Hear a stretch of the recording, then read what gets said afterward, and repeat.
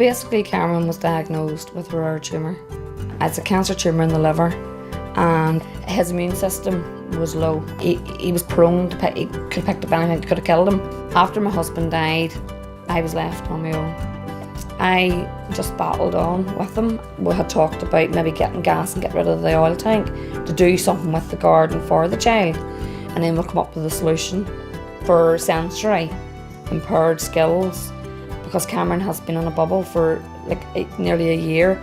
He couldn't get out into the fresh air, so we'll come up with Dakin. And then all of a sudden there was going to be a playhouse introduced and other wee bits and pieces, as you know, his wee bike and wee sand pit. The difference it's made is Cameron can actually go out and I can go out, and he's safe inside it.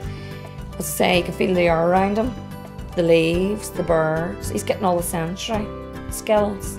It's wonderful. I've seen so many kids helped by this charity, and it's just been wonderful to see.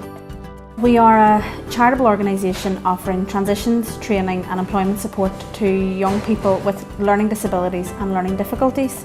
It helps them make the move, which can be quite frightening for them, from school to the world of work. If they are interested in coming to Stepping Stones, they are trained in a real work environment, so we are open to the public. I think Stepping Stones is fantastic. There's kids there probably from 16 to 21 who would have to sit in the house if it wasn't for Stepping Stones.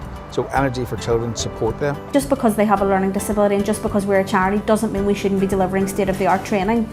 And it seemed like a perfect marriage when we talked about what Energy for Children Trust wants to do and what we wanted.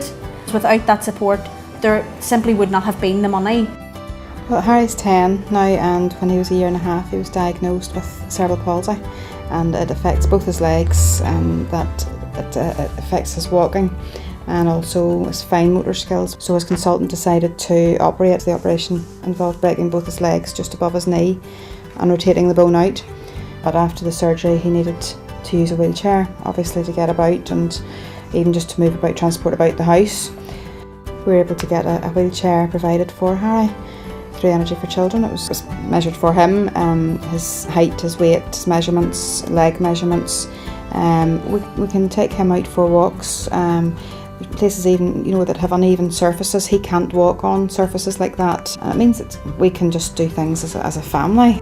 It's great to see that the guys in the industry have a heart for the charity, that they give and they give and they give. But to actually hear other stories about what this charity's done for other children, like autism, spina bifida, cerebral palsy, you know, it's fantastic. It was an absolute pleasure to deal with Energy for Children Trust. They really took the time to get to know the charity and to get to know what our needs were.